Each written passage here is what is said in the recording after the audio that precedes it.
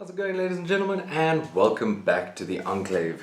We are here with chapter 14 of the Firearms legal test. So keep watching.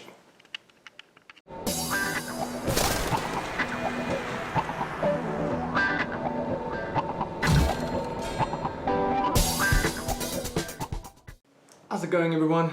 We are back. So the last two videos were a little emotional. I have personally been a victim of crime in this country several times. It is one of the reasons I'm busy doing what I'm doing with the firearms, because it is actually a real part of life in this country.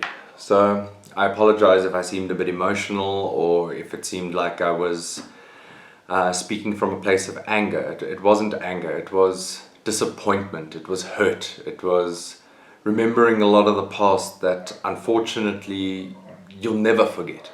Like, being a victim of a violent crime, you will never ever forget. And yeah, anyways, this episode, I mean, I only recorded that one 2 minutes ago, so I'll be honest, my emotions haven't changed much. But yeah, let's carry on. So, chapter 14. This is going to have to do with basically the search and seizure. So if you are suspected of committing a crime, basically this section is just going to explain what officers or magistrates will be able to legally or not legally take in that situation. So I'm just going to do a quick run through. I'm not even going to really go too heavy into it, because once again it's fairly self-explanatory. So basically they will by law be able to take body samples and body prints. So this can include urine, semen, blood, saliva, hair, fingerprints. Pretty much all the things that are standard industry practice when it comes to DNA testing or DNA matching. So that is pretty self-explanatory, easy peasy lemon squeezy. Once again, they need a reason. And in this country with crime being so rampant, it's not always so easy to get a reason, you know, and sometimes it can be too easy to get a reason. It is what it is. But most of the time, if you're innocent, just give them the samples, you'll be fine. No problem. Ballistic testing. So this is once again quite self-explanatory. This is where they will test fire your firearm, collect those bullets, collect the casings, etc., to see the ballistic marks that your firearm specifically leaves on bullets.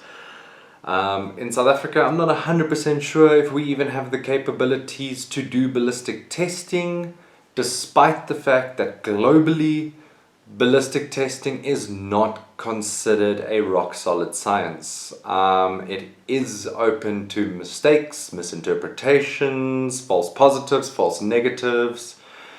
There's a lot of debate on a lot of the forensic aspects of crime.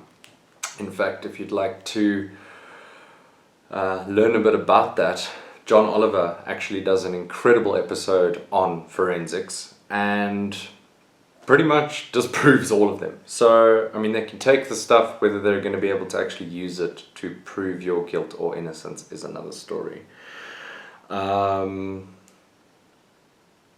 And then also inspection, search and seizure for inquiry or investigation. Now this is going to require a special warrant. It is going to be quite a serious thing. If they come to you with this form of warrant, you're going to have some problems. They are going to be searching your premises, they will be taking all forms of body samples, ballistic samples, all sorts of things like that.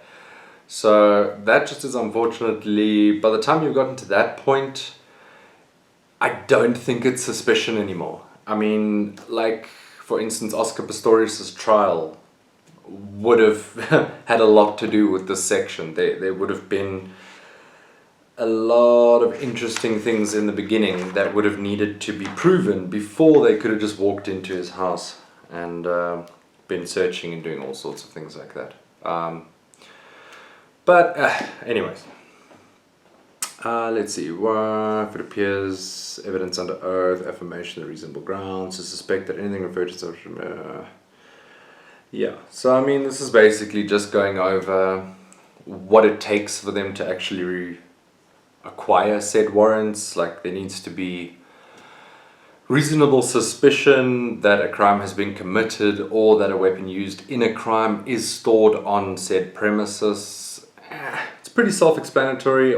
Once again, I'm just gonna say, if like I said back in the beginning, like early days with the crimes, if you've committed them, just don't even try. I sort of feel like once you've gotten to this point, you've probably effed up. And then I'm sorry, but this book's probably not going to help you.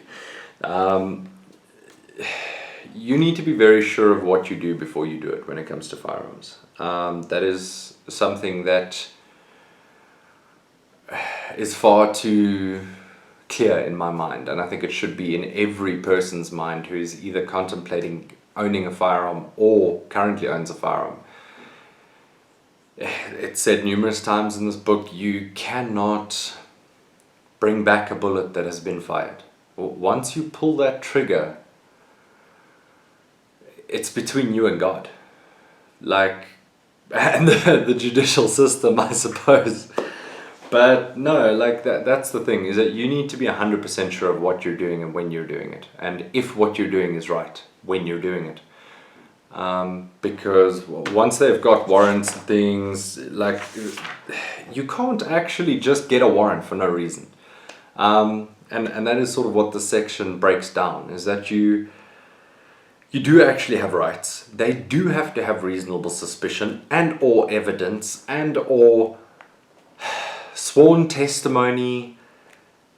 It is actually not so easy to just rock up at your door and say, hey, we've got a warrant to search for a firearm because we feel like it, you know? So that is pretty much that for chapter 14.